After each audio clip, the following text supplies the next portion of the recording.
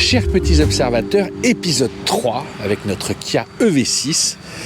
Et on va aller à Francfort retrouver Grégory Guillaume qui est le directeur du design et qui va nous parler de l'évolution de Kia. Il y est depuis 15 ans, donc voilà, je pense qu'il a beaucoup de choses à nous raconter. Et pour y aller, on a toute l'équipe. On a Mr. Freyhour qui est avec nous, on a Mr. Rosburger qui était déjà là, et on a même Gapman, notre Simon National. Et alors vous voyez, les stations de recharge, c'est le dernier endroit où on cause. Hein. Et rempli. En pleine semaine, voilà, un lundi matin. Voilà, et ce qui est amusant, c'est qu'on croise des gens de type qui a une idée 4, il y a... ID 3, suis-je, mon Dieu, oui, je m'attête. Il y a beaucoup de professionnels, il y a des Renault en test. Il y a des gens qui testent des Mégane, enfin bon, voilà. Monsieur travaille chez Volkswagen. Ouais, et c'est pas vous, c'est du POA. Pour l'automobile. C'est du POA pur jus. Alors, ce qui est amusant, c'est que tout le monde est venu voir la Kia EV6. On a fait genre. Prendre un peu le pouls. Voilà, prendre un peu le pouls. Mais c'est vrai, elle attire le regard. Elle attire le regard. Et elle a chargé en 100%, sans problème. Bien que la borne. Alors, c'est intéressant, il y a beaucoup de voitures branchées. Et non, on est avec du 60 kW. C'est ce que je t'avais dit exactement. Tu vois, 42 minutes, on avait dit 45 minutes. Encore une fois, je vais pas rentrer dans les détails, mais elle accepte jusqu'à 240. Ça, c'est des 350. Et vu qu'il y a beaucoup de voitures, et c'est on était à 60 kW. Une des rares électriques qui accepte autant de puissance. Ouais. Donc là, on va aller, on va reprendre, sur les autoroutes allemandes, tous ensemble, à 4 dans la voiture, équipés de pneus neige, la totale, voilà. Hein, j'aime bien à chaque fois, Julien il s'en va. Non mais je suis pas resté longtemps. Bon allez, allez on y va, c'est parti.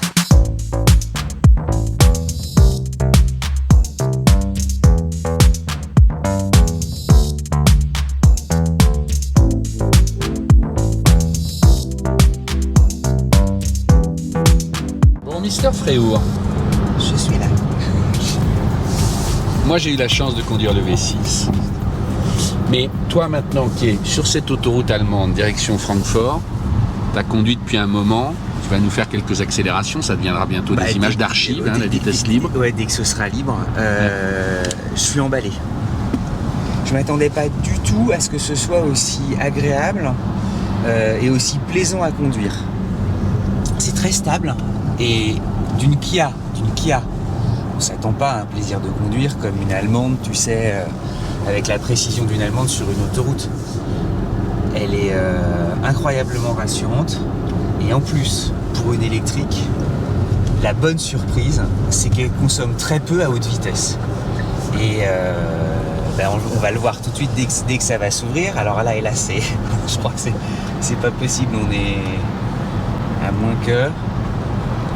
Là, a priori, c'est free to charge. C'est je filme le compteur ou pas, Julien? J'essaie. Là, on a le droit. Là, on a le droit. Moi, je l'ai le compteur. Ah, tu l'as? Bon. Je suis à 325, je crois. Ah oui, je pensais que c'était la version un peu 200. Non, t'en as une à 500 chevaux. Ouais, qui est énorme. Vas-y. Colle-lui la pression. Voilà, il te laisse passer. On va faire tout ce qu'on peut pour prendre à fond.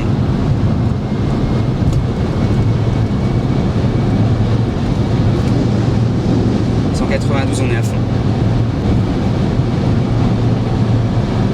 Et c'est incroyable l'équilibre de la voiture. C'est une vraie autoroutière, quoi.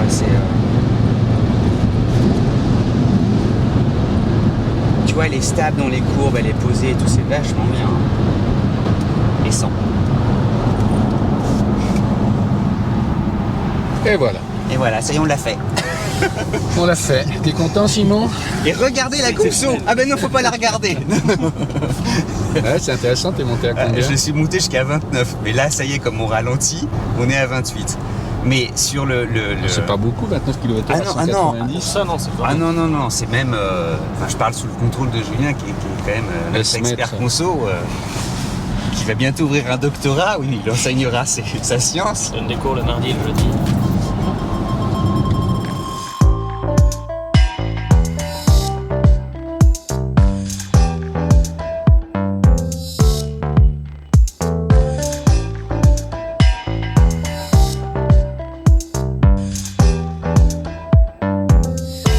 À 10 ans, il dessinait des voitures.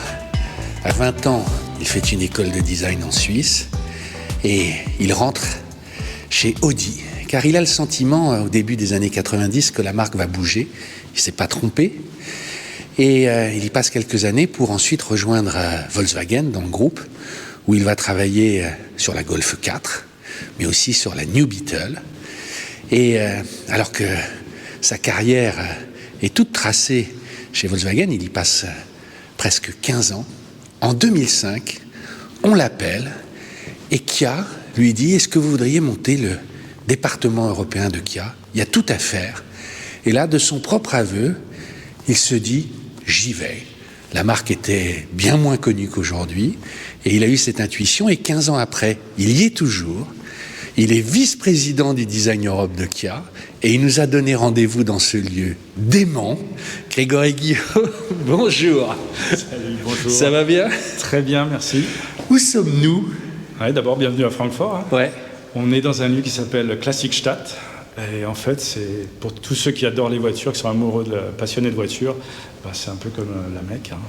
Ouais. On vient, on se promène, on se laisse inspirer. Il y a des événements qui sont organisés de temps en temps le week-end. Il y a les gens qui gardent leur voiture en storage. Oui, c'est des particuliers. En bas, il y a des marques. Ça, c'est des particuliers. Ouais. Il y a des vendeurs de voitures en bas. Il y a des ateliers qui travaillent sur les voitures, sur la sellerie, sur tout.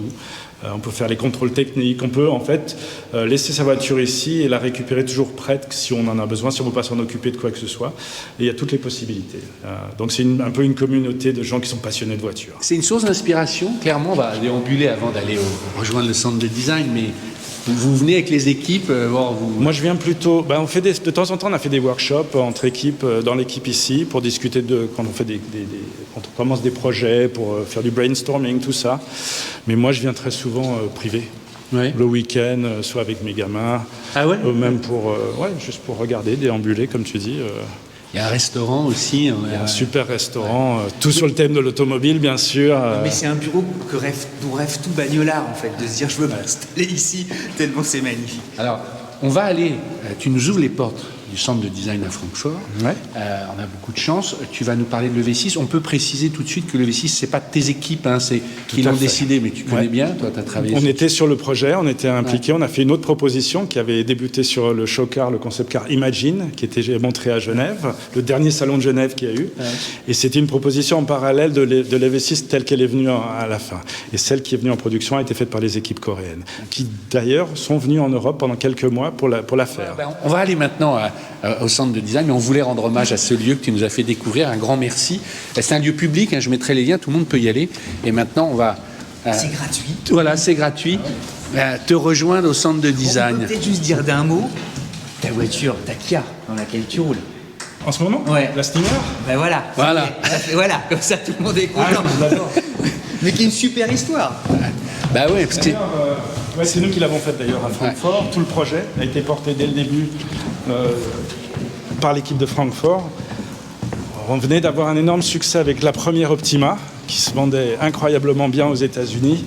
Et la marque, ou les quartiers généraux en Corée nous ont demandé si on devait faire un produit pour que les consommateurs de l'Optima montent en gamme après leur Optima, qu'est-ce qu'on devrait faire ? Et ce serait un moteur avant, une propulsion. Alors moi, je me suis dit, généralement, quand on commence ce genre de projet, la voiture à battre, c'est toujours la série 3. C'est vrai. C'est vrai. C'est toujours le point de repère dans l'industrie, c'est la série 3. C'est la meilleure voiture. Il y a des marqueurs comme ça. Voilà, comme la Golf dans le segment en dessous, la série 3.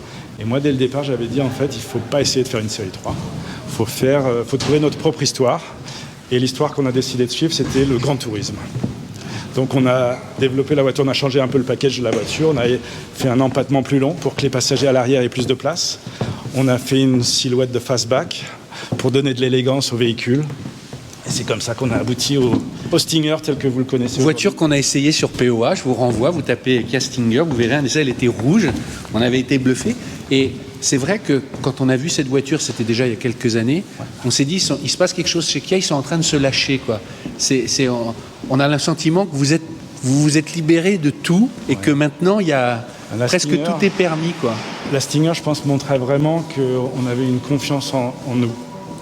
Que tout était possible. Si on le faisait bien, on pouvait faire n'importe quoi. En fait. C'est un peu l'âge de la maturité. Exactement. Ouais. Voilà, elle est là. Donc, voilà, c'est la tienne, la blanche, c'est pas là. Et nous, le V6 est en train de charger. On va se retrouver directement au sein du studio de design. C'est un grand privilège. À tout de suite.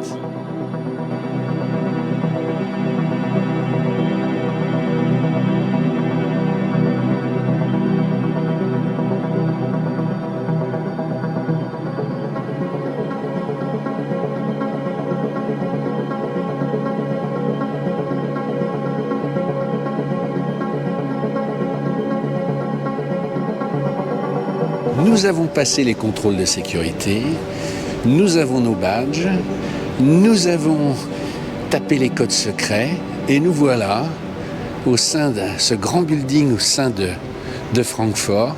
On se croirait dans un centre de recherche ultra secret. Ça y est, on est dans le sein des saints.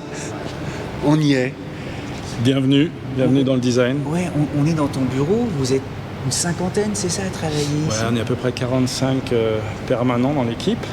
Et tous ceux qui travaillent sur les maquettes, que ce soit les modeleurs digitaux en clé, c'est des contractants qui viennent nous aider quand on en a besoin. Propreté clinique, 4 marbres, on en voit 2, mais il y a un étage qui est qui en fait, il y en a 4 à ce niveau-là, et on a la même chose au-dessus encore. Là, explique ce que c'est qu'un marbre. Hein, C'est ce plateau qui est absolument stable. Donc on mesure les maquettes au centième de millimètre, c'est super précis. Et ces éléments que vous voyez là, ça nous sert non seulement à mesurer les maquettes, mais on peut également fraiser la clé directement. Donc, c'est l'argile, la clé. C'est de l'argile, qui est préparée spécifiquement pour notre métier. Qu'on réchauffe d'abord pour pouvoir la mettre sur la maquette. Elle refroidit, elle devient dure et elle est travaillée avec des outils spéciaux par des spécialistes. Même si elle est robot, pardon. Après, ça se termine à la main. C'est-à-dire, on finit toujours. Donc on fraise les données digitales avec ces machines-là. Il y a toujours une personne qui vient et qui met la touche finale, en fait ici. Alors, moi, j'ai une question qui me brûle les lèvres depuis tout à l'heure. Est-ce qu'il y a un cahier des charges Kia en général? C'est-à-dire, est-ce qu'il y a des codes quand un nouveau designer arrive? Est-ce qu'il y a des règles immuables à respecter ou chaque modèle peut réinventer son histoire? Alors, je dirais un petit peu des deux, en général. Qu'est-ce que tu dis à un jeune designer qui En fait, on est une marque. Si tu regardes la gamme aujourd'hui de Kia, on est assez différent d'autres constructeurs où on reconnaît toujours le même genre d'avant, la même signature, ou la même typologie sur tous les avants, sur tous les arrières, des éléments vraiment reconnaissables à travers toute la gamme. Chez nous, on n'essaie jamais de faire exactement ça. Donc, tous les véhicules auront leur identité propre, mais d'une certaine manière doivent avoir l'impression d'appartenir à la même famille. Donc c'est un exercice un peu différent d'autres constructeurs, je dirais. Il y a des poupées russes. Ou vraiment un peu le côté poupée russe. Hein. Nous, on essaie de ne jamais faire ça. Par contre, c'est important qu'elle soit reconnaissable en tant que Kia. Alors, comment on reconnaît en tant que Kia? Alors, c'est plus difficile si tu n'utilises pas la même recette à chaque fois, mais c'est une impression que tu dois avoir. C'est une manière de travailler les surfaces. Quelque chose qui est très, très important pour nous, c'est les proportions, les volumes. On passe beaucoup de temps à travailler ce genre de choses. La face avant, par exemple, bien sûr, c'est important. Il faut que, pendant des années, on a travaillé à développer ce qu'on appelait le tiger nose. J'ai lu ça. Le du tigre, alors. C'est le nez du tigre. Le nez du tigre. Donc sur toutes les calandres de Kia, il y avait ce mouvement au milieu où les deux parties venaient l'une vers l'autre. Là, notre challenge, c'était qu'en fait, on n'avait plus besoin d'air dans cette partie-là. Étant électrique, la voiture n'a pas besoin d'être refroidie par ici. Il faut la refroidir bien sûr, mais c'est en bas qu'on a besoin d'un radiateur et de la refroidir. Donc comment on s'est servi pendant des années de la calandre qui avait besoin d'air en tant que signature de la marque, et d'un seul coup on nous enlève cet élément de signature. Il fallait qu'on retrouve un moyen d'interpréter ce Tiger Nose. Et en fait, ce qu'on a fait, c'est une signature digitale du Tiger Nose. Si tu allumes les feux de Levici, tu vois ces deux éléments qui se referment vers le milieu et qui réinterprètent ce qu'on avait pendant des années en tant que Tiger Nose. Ça s'est allumé ? Ouais, là c'est clair. Ouais. Il ne manque plus que le rugissement du tigre. Donc tu vois, c'est ce mouvement, ces deux baguettes. Voilà.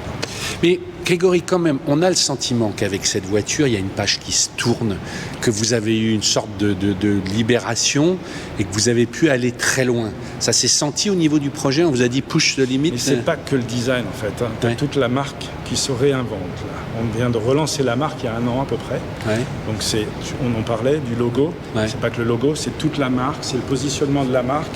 On a annoncé ce qu'on avait l'intention de faire, de devenir une marque électrique. D'ici jusqu'à 2026, on va arriver avec 11 véhicules électriques, donc 7 dédicacés électriques, seulement en électrique. Donc c'est vraiment une nouvelle orientation pour la marque. On veut devenir un mobility provider. Vous dites en français, désolé. Ah ouais, pourvoyeur de mobilité, Un fournisseur de mobilité. On va aller dans beaucoup de domaines dans lesquels on n'était pas avant. pas seulement l'automobile telle qu'on la connaît. Donc c'est vraiment un renouveau pour la marque. Le badge, ça fait partie de ce renouveau. C'est pas juste changer le badge parce qu'il était un peu vieillot et était en ovale. C'est vraiment, ça fait partie de ce renouveau de la marque. Et ça, on savait dès le début, ce qu'allait être le premier véhicule, le premier produit présenté après ce renouveau et ce replacement de la marque. Donc il y avait vraiment un rôle que ce véhicule devait jouer. Et on le savait dès le début. On savait dès le début que ce serait le premier qui allait indiquer la direction dans laquelle on voulait aller en tant que marque. Mais en même temps, beaucoup de constructeurs disent on va passer à l'électrique, on veut devenir des fournisseurs de mobilité. Vous, on a l'impression, prenons l'exemple de l'arrière, tu parlais du tigre, du nez du tigre. Derrière, je ne sais pas comment vous appelez aussi, mais qui est très osé cette bande. Cette avec. bande Bah ouais.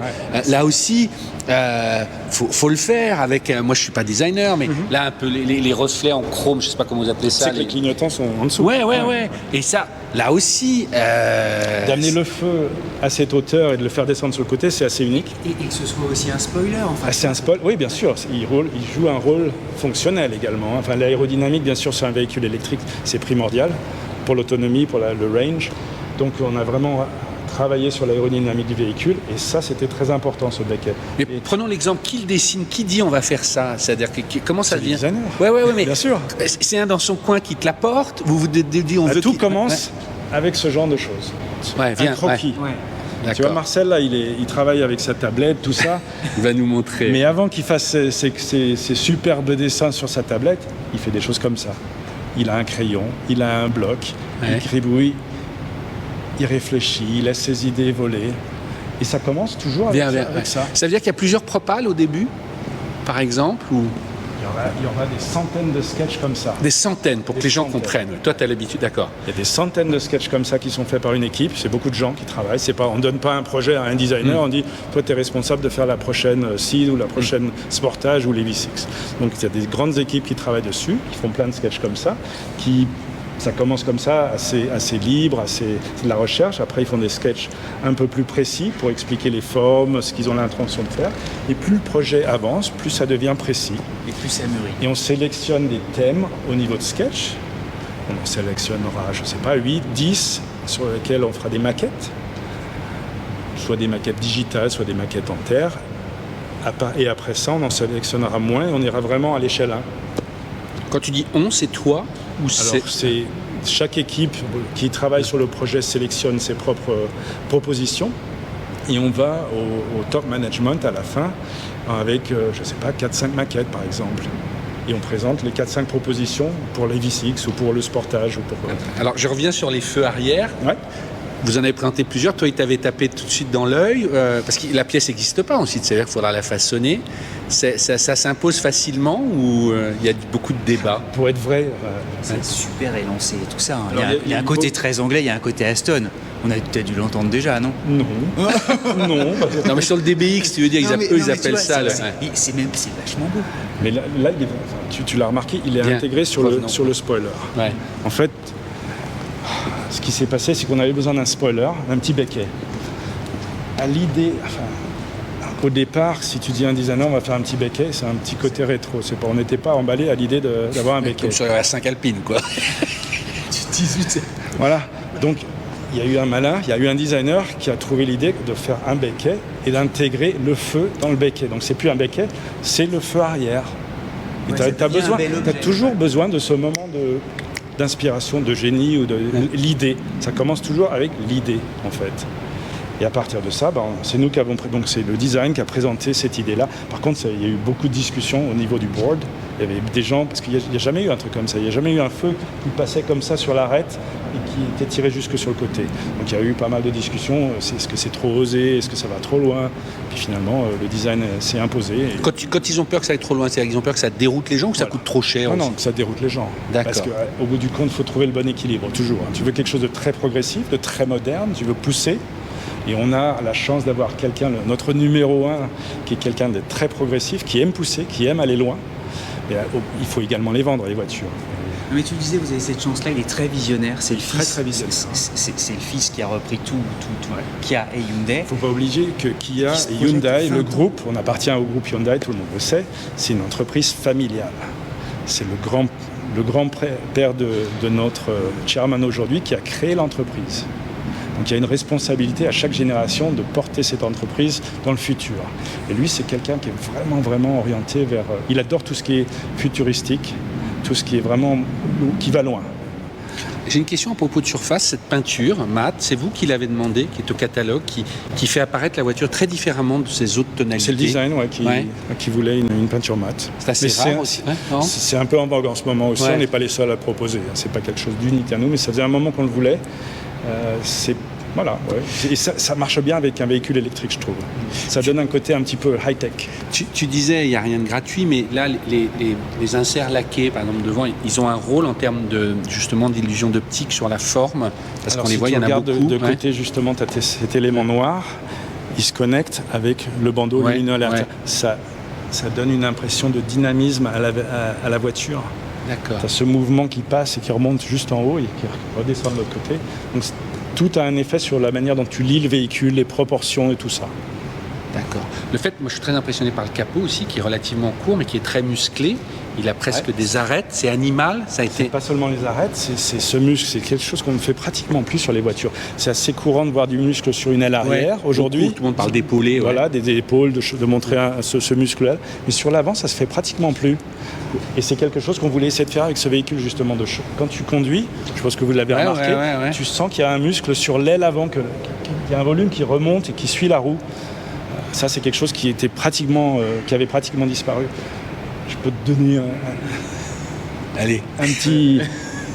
une petite source d'inspiration de la voiture, une voiture qui nous a inspiré quand on a travaillé là-dessus, que tu reconnaîtras pas du tout quand tu regardes sur les V6, mais on a essayé de lui donner un peu un côté voiture de rallye. Il y a un véhicule des années 70 qui nous a inspiré quand on a travaillé là-dessus, c'était la Stratos. Ah ouais. Tu vois pas de Stratos, il n'y a aucune Stratos à reconnaître. Mais tu as donc les montants noirs avec la visière, qui était la Stratos, est connue pour avoir ce côté visière. Presque de casque intégral. Tu as ce mouvement à l'arrière. Si tu te rappelles de la Stratos, ça avait un spoiler qui redescendait sur le côté. C'est complètement différent. Ça n'a rien à voir. C'est fait. Mais de toute manière générale, le côté prêt à bondir que la Stratos avait, et elle avait un muscle sur l'avant. Si tu te rappelles bien de la Stratos. Je vais aller revoir. On va mettre des photos. Là, tu vois un mouvement au-dessus des roues avant sur la Stratos. Bon. Encore une fois, l'idée c'est pas que tu reconnaisses, il n'y a rien de copié d'une Stratos, mais on adore les voitures ici. Donc on se laisse inspirer sur des voitures avec lesquelles on a grandi, qui nous parlent, qui nous font battre le cœur un peu plus rapidement. C'est pour ça d'ailleurs que je suis souvent à Klassikstadt. Je peux te poser une question indiscrète? Tu aimes Star Trek? On a l'impression que la console, elle est ici de l'Enterprise. On vous l'a déjà dit, non? Avec le bleu. Non, jamais? Non, tu déconnes. Non. Franchement, elle est flottante. Enterprise, Engage. Bon, ok, je referme ma question, mais il y a quelqu'un chez toi qui doit aimer. Un intérieur de voiture, c'est un endroit où tu passes beaucoup de temps et c'est un endroit sérieux. Il ne faut pas se planter, il faut se concentrer, il ne faut pas que ça te distraie. Donc, quand tu utilises ce panneau, par exemple, ce qui je trouvais super intelligent, c'était cette fonction de pouvoir changer la fonction par une touche. Tu passes du côté climat aux autres fonctions et toutes les indications changent. Ça, super. Vous avez réfléchi à ça dès le début? Vous vous êtes dit, en fait, ça suffit pas de l'avoir dans l'écran, il faut aussi qu'on l'ait au niveau du doigt. Ça s'est passé comment? Je pense que c'est important de pouvoir le faire directement comme ça. Ouais. C'est très malin. Et ça ne sera pas seulement sur cette voiture, c'est quand on trouve quelque chose dont on est convaincu qu'il y a un apport, un intérêt pour le consommateur, on l'applique à C'est marrant parce qu'il y a une alliance entre des codes très, très bagnolards, une console centrale haute, et en même temps énormément d'espace devant. Alors ça, habituellement, on aime bien quand tu as ces véhicules électriques à cause de la plateforme, donc on n'a pas de boîte de vitesse, on n'a pas les éléments du chauffage et de climatisation qui sont généralement ici dans des véhicules normaux. Donc on a beaucoup plus de possibilités de faire un espace généreux à l'intérieur. Mais en même temps, tu as raison, on a ce côté un peu bagnole qu'on aime bien être dans un cockpit, avoir les éléments, tu les retrouves où il faut. Tu m'as dit tout à l'heure, on ne tournait pas, mais on voulait quand même faire une voiture sportive, conductive, qui dégage... Pas seulement sportive, conductive, mais également pour les gens qui aiment conduire, voilà. Émotion, un véhicule électrique, émotion. Là, tu vois les sièges à l'avant, c'est assez inédit aussi. On adore les appuis-têtes. Je ne sais pas si vous avez beaucoup travaillé dessus. Ah oui, mais c'est- ouais. C'était une volonté dès le départ, se dire on va essayer de changer l'architecture changer. des sièges qui existe Absolument. depuis 40 ans. Ouais, tout à fait. Mais ça aussi rebelote plusieurs sketchs. Dis-toi, on va essayer. Bien Discussion sûr, avec le board, est-ce bien- que ça va pas trop qu'avec loin le board, avec les ingénieurs, avec les coûts, tout ça, bien sûr, parce que c'est toujours plus simple de prendre le siège qu'on avait avant dans la voiture Ouais. qu'on avait avant. Bon les gars, écoutez, on va faire simple s'il vous plaît. Donc bien sûr, mais bon, dès que tu le montres en tant que maquette à l'échelle 1, en vrai, dans un intérieur, c'est la meilleure manière de convaincre les gens. Ouais, tu veux plus revenir Tout ce en qu'on a arrière. fait, qu'on a réussi à passer, qui n'était pas prévu, que ce soit, on en parlait dans la voiture, que ce soit le Proceed, l'Exceed, qui étaient vraiment des produits qui ont été poussés par le design, même le Stinger, on a toujours réussi à le faire quand on a montré une maquette à l'échelle 1 et quand tu la mets devant le board. Si ça marche, si ça accroche, s'ils aiment, Tu peux c'est à raconter moitié la vendu. conception, c'est très émouvant. Mais Ouais, moi, ça va être émouvant, je pense. Je voudrais terminer à propos d'émotion. Ce que tu disais sur le board, c'est que finalement, au-delà de tout le travail en amont qu'il y a, de toute la réflexion, finalement, quand il y a la maquette à l'essai, ça parle d'abord au cœur des gens, enfin à l'émotion. Tu disais, quand le fauteuil, on le voit, là, les gens ou le feu arrière, ils achètent ou pas.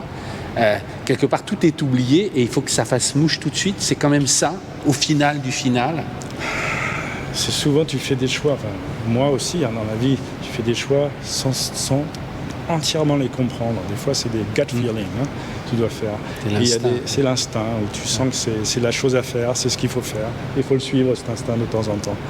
Donc, il y a des produits où c'est vraiment OK, tu décides avec des paramètres, c'est bien logique, et des fois, tu peux pas l'expliquer, mais tu sais que c'est la bonne chose à faire. Merci Grégory, c'était passionnant. Ouais. On revient pour la 7, la 8. Visiblement, le V6, c'est... je sais pas pourquoi vous avez commencé par... on vient de présenter en concept car le V9. J'ai vu, V9. ouais, aux États-Unis, là, vous êtes à Los Angeles, Ouais. c'est ça, je crois, qui est magnifique. On mettra la photo, qui a pour le coup un gros SUV. Très gros SUV, Ouais. très différent de ça, Ouais. Mais très futuriste aussi. absolument. Ouais. Ouais. Et là- comme je disais avant, c'est pas la même typologie, c'est pas la même grille, mais au bout du compte, tu auras le même esprit de famille, qu'elles appartiennent à la même famille. Et il est passé aussi par Francfort. Non, ça c'est vraiment Non, un c'est produit californien. californien. C'est D'accord. un format, c'est gros, hein. Ouais, c'est gros. c'est l'américaine. Ouais. Ouais.